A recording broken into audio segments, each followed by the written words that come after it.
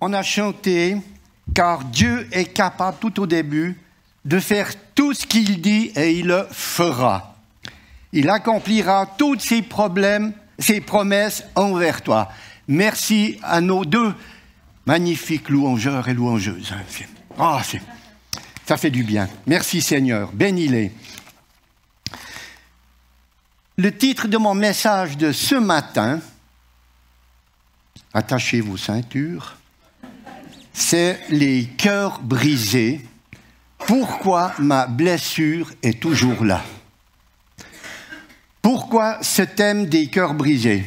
La réponse est que peut-être ici, dans notre Église, ou dans notre entourage, dans nos familles, il y a eu un moment des cœurs qui ont été blessés, brisés, et qui souffrent encore ce matin, malheureusement.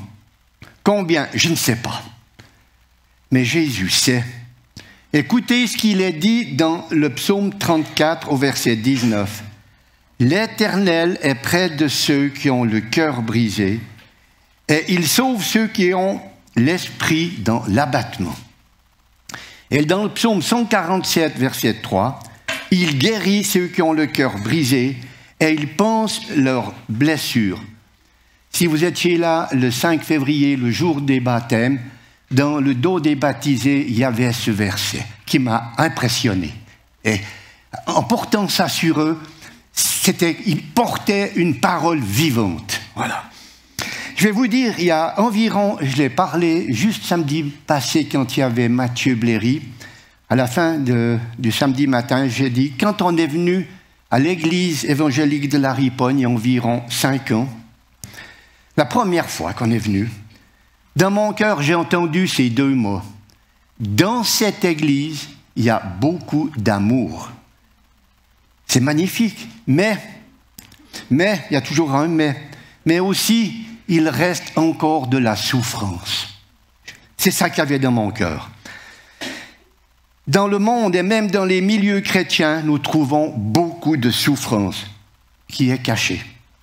Des cœurs brisés, des blessures. Nous pouvons être victimes, voire persécuteurs, à faire des victimes.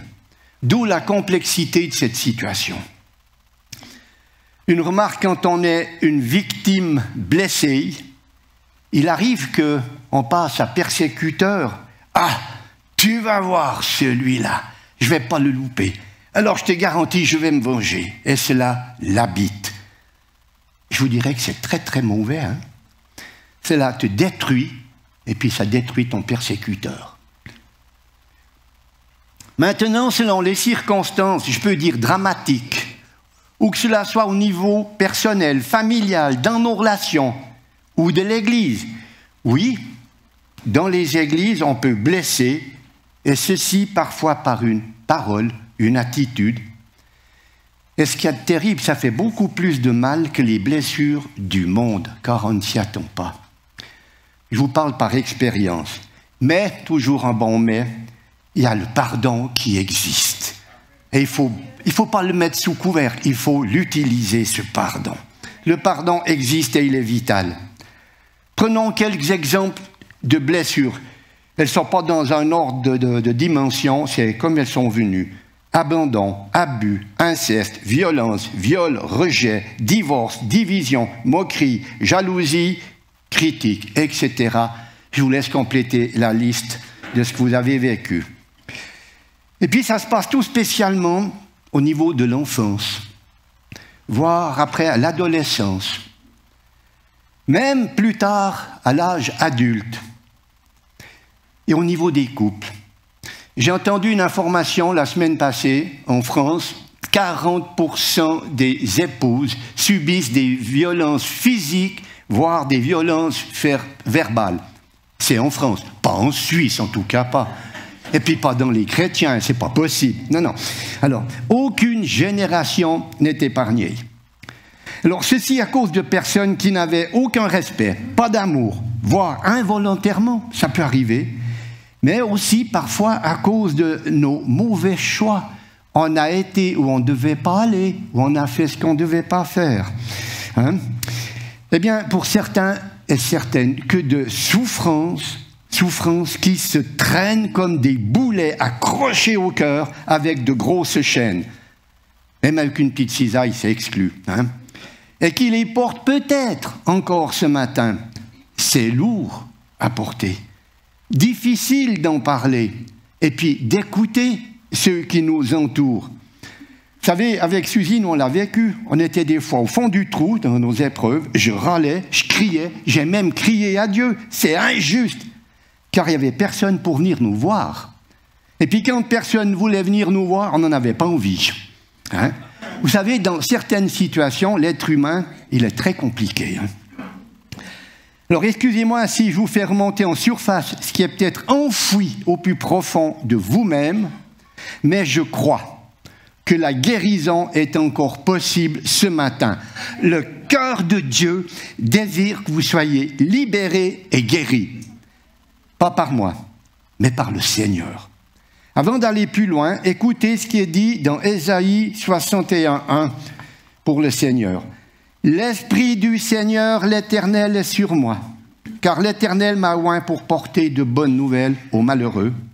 Il m'a envoyé pour guérir ceux qui ont le cœur brisé, pour proclamer aux captifs la liberté, et aux prisonniers la délivrance. » Je relirai un peu plus loin ce passage, parce qu'il faut qu'il rentre dans nos cœurs. Quand je lis ces paroles, je suis interpellé, touché par le Saint-Esprit de tant d'amour de Jésus. Jésus est venu pour nous apporter de bonnes nouvelles. À qui? À tous, mais spécialement aux malheureux. Il est venu guérir ceux qui ont le cœur brisé, et il y en a. Il est aussi venu un jour pour moi guérir mes blessures, faites au nom peut-être de la religion ou de mes parents. J'ai été guéri. Jésus m'a guéri. Même si nous ne voyons pas, car parfois c'est caché. On ne veut pas le montrer, c'est là, mais on ne montre pas. On se met un masque, hein, et ce n'est pas fini. Jésus est aussi venu libérer les captifs, même ceux qui sont captifs du péché, captifs de la loi du péché. Romains 7, 23 et 24. « Mais je vois dans mes membres une autre loi qui lutte contre la loi de mon entendement et qui me rend captif de la loi du péché qui est dans mes membres.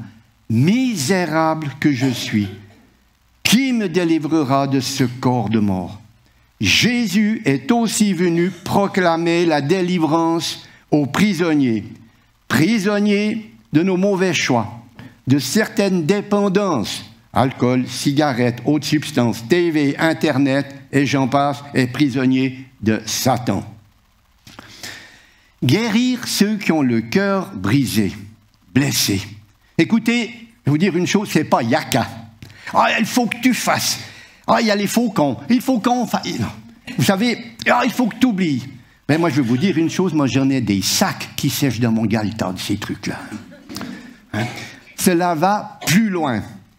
Oui, prier pour un frère, prier pour une sœur qui souffre, ok, c'est bien, mais pas suffisant. De dire, Seigneur, guéris-le, guéris-la. Selon les cas, la cause doit être mise en lumière. Nous n'allons pas faire une onction d'huile à un frère qui demande de prier pour lui pour qu'il arrête de tousser s'il continue à fumer 3 paquets de gauloises bleues sans fil par jour. Ça ne sert à rien. Hein? Trop souvent, nous n'allons pas en profondeur, alors que c'est nécessaire. Si nous voulons guérir, nous devons aller à l'endroit où les choses ont commencé. C'est très, très important. Et prier avec humilité, foi et y croire de tout notre cœur. C'est quand j'étais enfant que cela m'est arrivé. Ah, c'est quand j'étais ado que ça a été fait. Ou bien c'est quand j'ai commis cette faute, ce péché que je traîne comme un boulet. Se souvenir d'où nous sommes tombés. Mettre le doigt dessus, pas à côté. Dessus la cause de notre cœur brisé, de notre blessure. C'est pas toujours facile de trouver la source. Je vous donne un petit exemple, une bricole. Je suis un peu claustrophobe. Alors, dans les magasins, il faut que je sache où est la sortie. Mesdames, si vous allez faire des commissions rapidement, prenez prenez-moi avec, hein, ça ira très vite. Hein. Puis en plus, vous dépenserez moins. Ma femme voit tout de suite que je n'ai pas le même comportement dans les magasins qu'ici. Hein. Voilà. Mais sitôt que je ne peux pas contrôler, sortir quand je veux, je commence à chauffer en dedans. Hein. Quand j'allais voir ma mère qui avait la maladie d'Alzheimer, pour sortir, il fallait qu'une personne m'ouvre la porte. Il n'y avait des fois pas tout de suite quelqu'un. Je commençais à chauffer là. Hein. Mon médecin voulait m'envoyer faire un scanner dans un tuyau. J'ai dit, sans moi, alors autrement je vous fais péter l'appareil. Hein. Alors voilà. Donc, mais je sais pourquoi c'est arrivé. Et d'où ça vient à l'origine. J'ai eu une révélation. Quand je suis arrivé à l'orphelinat, j'avais 5 ans et demi, 6 ans, j'arrivais à pousser la porte pour entrer. Mais une fois que j'étais dedans, elle était tellement lourde, je n'avais pas assez de force, je n'arrivais pas à tirer avec une espèce de barre pour ouvrir la porte. J'ai été prisonnier pendant 6 ans. J'appelais ça ma prison. Puis comme j'étais un enfant très sage, jamais puni, on avait l'interdiction de boire le soir. Parce qu'il y en avait qui faisaient pipi au lit. Alors quand on allait se laver les dents, il y avait toujours une nonne qui nous surveillait. Et puis moi j'avais rincé mon gobelet, elle ne me boit pas, je bois de l'eau. Puis elle m'a vu. « Marc, t'as bu ?» « Non. En plus, t'es un menteur. »« Non, j'ai pas bu. » J'avais encore le gobelet dans la main, mais enfin. Alors j'ai été puni. Alors il y avait un réduit un peu plus loin. Puis tu passeras ta nuit dans le réduit. Donc j'étais déjà enfermé, là on me met au cachot. Hein? Mais, donc là-bas dedans, j'ai attendu qu'il n'y avait plus de lumière. Et puis à cette grande porte de réduit, il y avait une ouverture avec un treillis très léger. Alors j'ai attendu qu'il n'y ait plus de bruit, puis avec les peu d'outils qu'il y avait là-bas, j'ai arraché le treillis, j'ai passé par l'ouverture et j'étais me coucher, bien tranquille, comme un enfant sage. Et bien entendu, le matin au réveil, quand on m'a vu dans mon lit, c'était une autre histoire. Alors, c'était le grand Sanhédrin des nonnes qui sont arrivés, avec la mère supérieure qui ne m'aimait pas, je ne sais pas pourquoi. Mais j'ai cru qu'elle n'a pas parlé, elle a hurlé. Puis moi, j'étais là, j'ai dit, mais elle va perdre son dentier, là. Et tout d'un coup, elle me dit, c'est là qu'elle m'a dit, je l'ai peut-être déjà raconté, ça, « Marc, tu finiras en enfer !» Oh. J'ai dit, vous savez ce qui m'embête? Non, mais c'est que vous serez avec moi.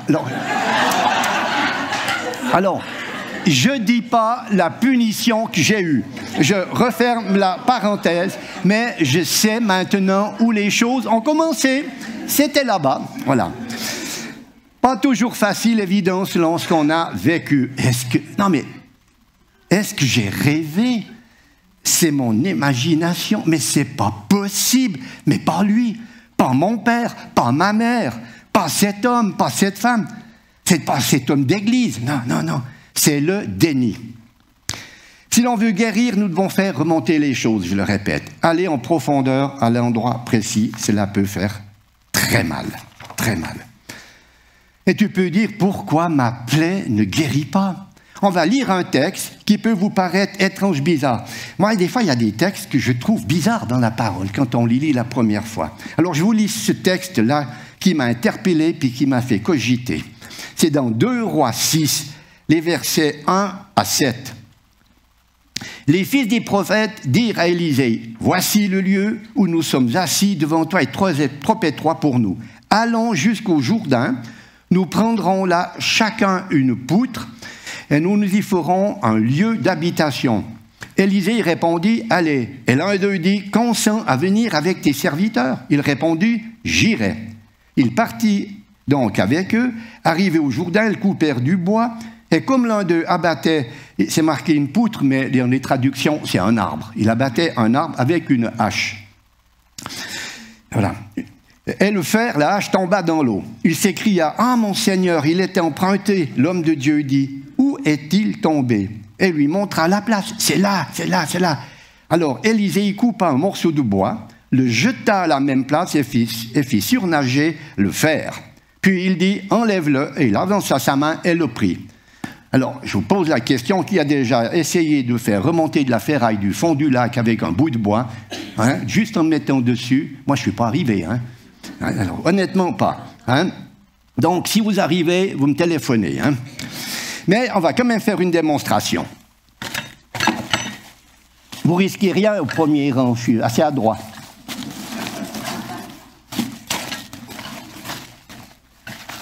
Voilà. Voilà, donc si on ne soigne pas bien ces outils, quand on coupe du bois, il arrive que ça part. Donc, comme il n'y a personne au premier rang, je ne fais pas l'essai. Hein. Ah oui, il y a quand même une personne ou deux. C'est bon. Donc, imaginons que ça tombe dans l'eau. Je la pose là pour pas qu'il y ait de problème. Et puis, Élisée a pris un bois. Hein? Et puis, il n'a pas pris. Il n'a pas été là. Il a été où? C'était tombé. Alors, moi, je vais aller où il est tombé. Ça revient. Okay. Alors, vous savez, pour Dieu, rien n'est impossible. Parce que Dieu est aimant.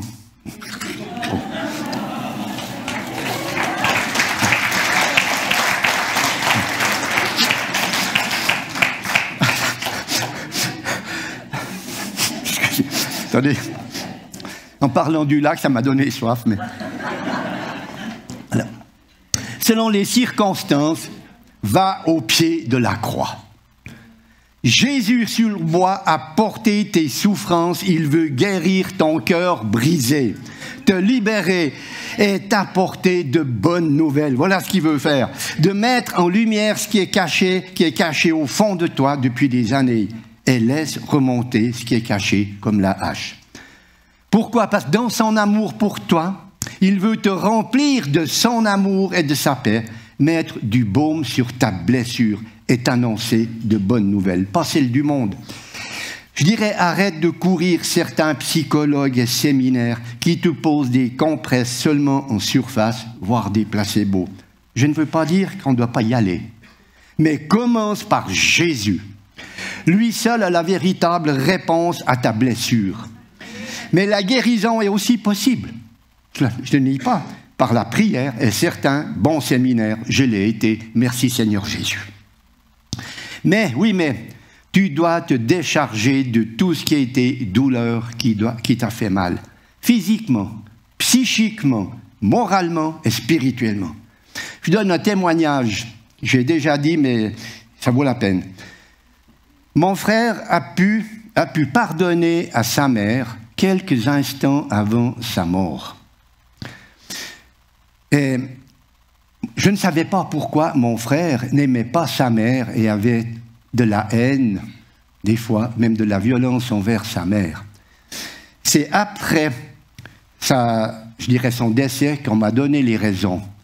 Mais il y a une chose extraordinaire, quelques semaines avant sa mort, mon frère qui ne voulait pas entendre parler de Dieu, ni de Jésus, pour lui on était une mauvaise famille parce qu'on était des chrétiens, on était des bigocs, des momiers, mais mon frère est venu au Seigneur.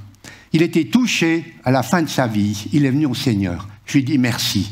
Et puis en plus, quelques instants avant de mourir, il a pardonné à sa mère. Et qu'est-ce qu'il a porté pendant? Il avait 62 ans. C'est quand il était ado, ma mère lui avait dit une fois à mon frère, « Toi, tu n'as pas été désiré, tu n'as été qu'un accident. » C'est des paroles de mort qu'il a portées pendant près de 50 ans. Voilà. Donc, attention, attention, on peut blesser avec une parole et faire des dégâts. Hein? Voilà. Voyons voir, il faut que je me retrouve dans mes notes. Voilà. Une chose importante, nous devons déposer le plus vite possible, se décharger de tout ce qui était douloureux, déposer le passé. J'insiste que cela soit avant notre conversion, parce qu'à notre conversion, tout était effacé si on a tout déposé. Ou que cela soit nos nouveaux péchés, nos mauvaises vies, etc., on doit déposer et poser. Effacer nos péchés par une véritable repentance et surtout, pardonner à ceux qui nous ont fait du mal. Ce n'est pas une option. La repentance et le pardon sont des clés pour la guérison des blessures. Amen.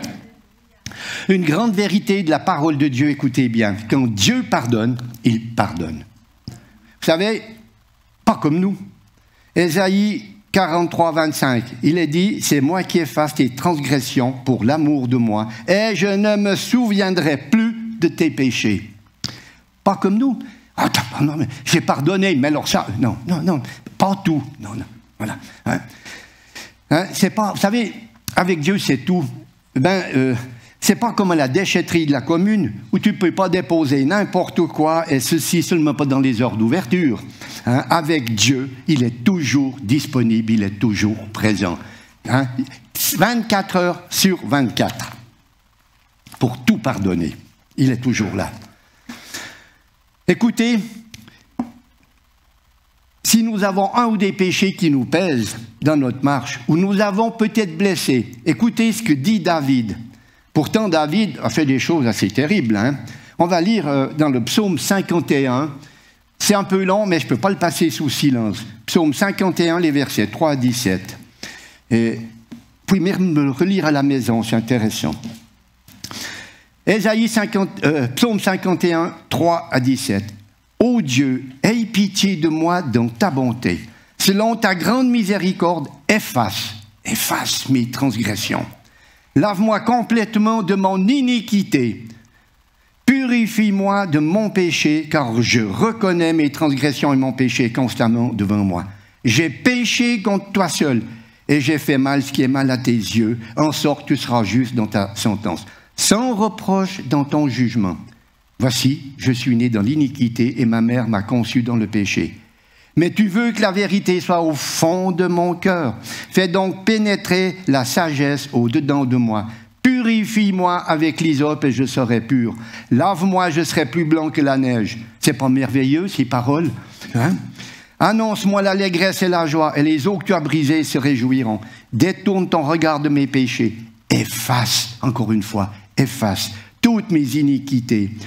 Ô Dieu, crée en moi un cœur pur, renouvelle en moi un esprit bien disposé. Ne me rejette pas loin de ta face, ne me retire pas ton Esprit Saint. Rends-moi la joie de ton salut et qu'un esprit de bonne volonté me soutienne.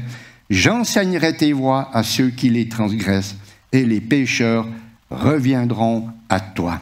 Ô Dieu de mon salut, délivre-moi du sang versé et ma langue célébrera ta miséricorde. Seigneur, ouvre mes lèvres et ma bouche publiera ta louange. C'est des paroles magnifiques, ça. Dans ce texte, il y a un mot que je retiens, c'est efface. Oui, efface mes transgressions, pas comme avec une gomme. Vous avez tous vu que quand on est gamin, on efface ce qui est écrit au crayon, puis on peut revoir la marque dans la feuille de papier. Avec Dieu, c'est tout effacé. Il y a notre Dieu d'amour qui peut le faire et personne d'autre. Alors, ça me fait penser, on peut cacher aux hommes, on peut cacher dans son entourage, on peut cacher à l'église, mais on ne peut rien cacher à Dieu, même nos pensées. Vous savez, un passage que vous connaissez tous, c'est la femme samaritaine dans Jean 4. Jésus parle avec, puis lui dit, il ne la connaissait pas, il ne l'avait jamais vue. Tu as eu 5 maris, toi, 5. Puis celui que tu as maintenant, ce n'est pas un mari, ce n'est pas le tien. Elle ne pouvait pas cacher. Dans son cœur brisé, elle cherchait la guérison. Et Jésus lui a porté à ce puits et il lui offre une eau où elle n'aura plus jamais soif, qui jaillira juste dans sa vie éternelle. Elle a voulu mettre sa vie en ordre, régler le problème. Aujourd'hui, tu veux régler ton problème? Va au pied de la croix. Regarde à Jésus.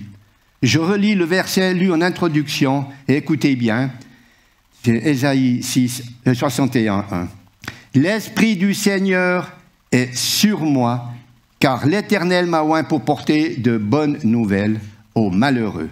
Il m'a envoyé pour guérir ceux qui ont le cœur brisé, pour proclamer aux captifs la liberté et aux prisonniers la délivrance. Je fais une parenthèse. Selon une blessure physique lors d'une intervention chirurgicale, éventuellement la pose d'une prothèse. Je crois que parmi nous, il y a des personnes qui ont plusieurs prothèses. Eh bien, je ne pense pas qu'on va lui mettre une prothèse au genou en ferraille rouillée, je ne pense pas. Hein? Mais il arrive, même si elle est propre, cette prothèse désinfectée, que la plaie a de la peine à se cicatriser, à guérir, et parfois il est même nécessaire de rouvrir pour nettoyer en profondeur. Ceci pour éliminer les germes purulents. Tant que le nettoyage n'est pas effectué à 100%, la plaie reste infectée et elle fait souffrir. Alors dans nos vies spirituellement, enlevons tout ce qui empêche une guérison. Parce qu'il est dit que heureux ceux qui ont le cœur pur, car ils verront Dieu. Matthieu 5,8. Encore une chose très importante. Pourquoi souffrir de ces souvenirs? Du mal qu'on t'a fait ou du mal que tu as fait. Cela te ronge et pourrit ta vie. Tu sois victime ou persécuteur. Oui, s'il y a des victimes, parfois, il est possible qu'en face, il y a un persécuteur, de faire souffrir. Reconnais-le, repens-toi si tu es persécuteur et va demander pardon à la personne que tu as fait souffrir, que tu as blessé. Alors pourquoi toujours souffrir du passé et te nourrir de lui, jour et nuit, de le porter comme une greffe? Terrible, terrible, comme un sac à dos rempli de vengeance, de non-pardon et d'amertume. Cela devient une excuse pour ce que tu vis, privé de liberté. Ce matin, je pose ces questions. Veux-tu être guéri? C'est oui ou non? C'est pas peut-être. Tu veux sortir de ta captivité? C'est oui ou non? Pas, je sais pas. Fais-tu confiance à Dieu? C'est oui ou non? Le choix est personnel, il appartient à chacun. Je vous raconte maintenant une deuxième histoire bizarre et étrange. J'ai dit que des fois dans la parole, il y a des que je n'ai pas compris tout de suite. C'est dans 1 Roi 17. C'est l'histoire d'une veuve avec son fils. Je résume, c'est une période de sécheresse, la nourriture manque, les réserves de nourriture sont épuisées. Peut-être qu'un jour chez nous ça arrivera, je ne sais pas. Et l'Éternel dit au prophète Élie, va à Sarepta. Là, j'ai ordonné à une femme veuve de te nourrir. Je me suis dit, ça va changer Élie ce que les corbeaux lui apportaient. On va voir. Alors, il y va, puis il voit la veuve et lui dit, va me chercher, je te prie, un peu, un verre d'eau.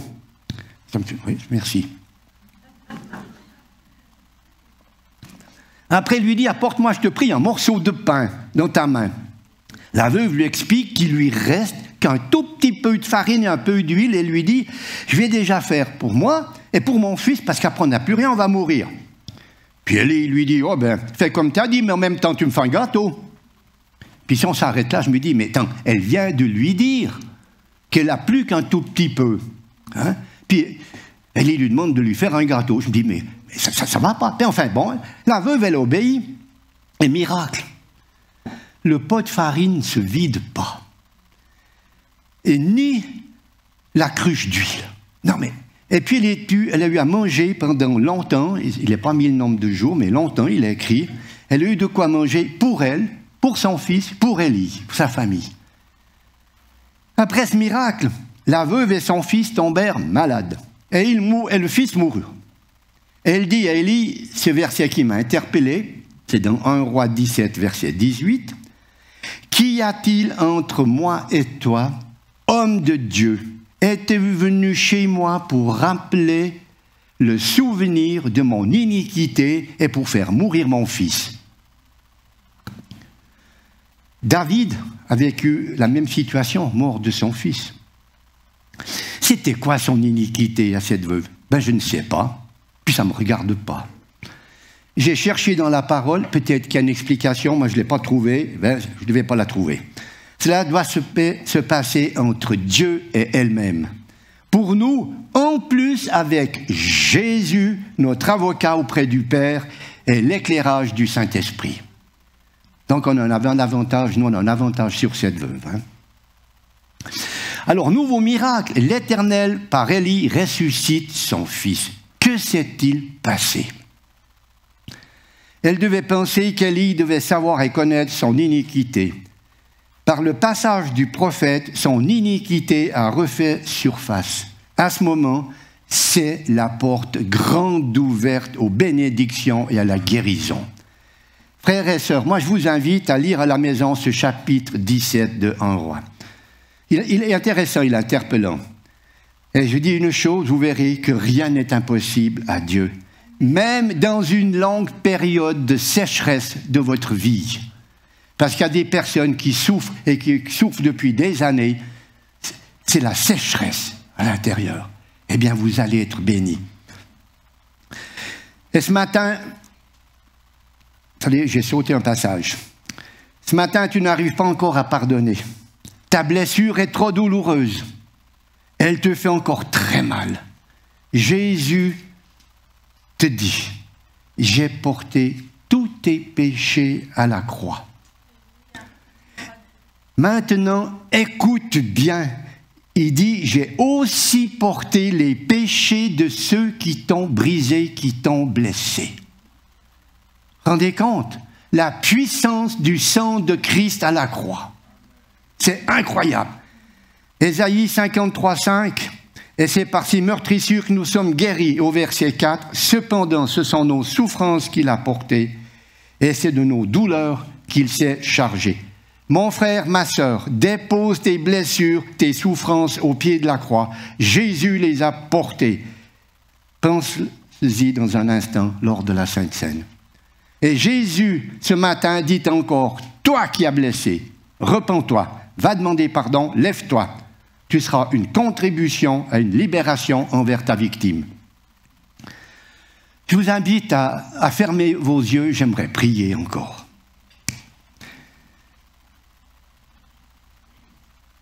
Ce matin, je m'adresse tout spécialement à ceux et celles qui ont encore le cœur brisé. Et que la blessure est encore présente dans leur cœur. Et ce matin, tu continues de cacher tout au fond ton problème, au fond d'une eau saumâtre où le sel t'aveugle. C'est comme à la mer morte. Tu ne peux pas aller au fond pour trouver la hache. Pour commencer, change l'eau salée par de l'eau que Jésus t'offre, source de vie éternelle. Quelle que soit la forme de la hache, viens au pied de la croix pour la faire remonter et t'en débarrasser. Demande à Jésus, lui sait où elle est accrochée, il le sait. Ce matin, Jésus te demande, veux-tu guérir de ta blessure? Tu as le choix, c'est oui ou non. Si c'est oui, lève-toi dans ton cœur, ouvre ton cœur, lève ta main. Tu es libre de le faire, je ne vais pas te demander de venir devant. Mais si vraiment tu veux guérir ta blessure, lève, fais un pas de foi. Hein? C'est devant, tu viens devant ton Père céleste, ton Papa céleste. Jésus, c'est entre Jésus et toi. Ouvre tout grand ton cœur, c'est le moment, c'est le jour pour guérir. Je pense à toi qui n'a jamais eu d'amour de la part de tes parents, de ton père biologique, ou qui a toujours été absent, ou toi qui as reçu des coups d'une rare violence, toi qui as été abandonné, toi qui as été considéré comme nul, bon à rien dès ton enfance, par ton père, ta mère, ton entourage. Personnellement, je l'ai été au nom de la religion à l'orphelinat. Aujourd'hui, ce matin, l'ancien nul qui est devant vous était guéri. Il dit « Merci Seigneur, par ton sang à la croix, je suis sauvé. Puis je n'irai pas, comme on m'a dit, en enfer. Ben, j'irai dans la maison du Père. Alléluia. » Ce matin, je vous dis, ne repars pas chargé, mais libéré. Tu ne seras plus captif. Tu ne seras plus captif. Jésus peut, il veut te guérir. C'est la liberté en Jésus-Christ. Il va même te libérer de ta captivité, qu'il soit glorifié et adoré. Et pour toi, qui as peut-être blessé, c'est le moment peut-être de te dire, il faut que je me repente, et d'aller demander pardon. Ah, tu verras comme tu vas être léger. Va, même un petit coup de téléphone ou une visite à celui que tu as blessé. Encore une chose, je vous demande, on va prendre une petite minute de silence pour se placer devant le Seigneur. Il veut parler à chacun de nos cœurs. Écoutons-le. Je me permets de vous demander, pendant ce petit temps, de garder le silence. Ceci pour ne pas rompre ce moment d'intimité avec notre Dieu. Prenons cet instant et laissons-nous sonder par le Seigneur. Cet instant entre les mains de Dieu pour la guérison. Je vais donner le top du départ et ça sera une petite minute et je dirai Amen à la fin. Top.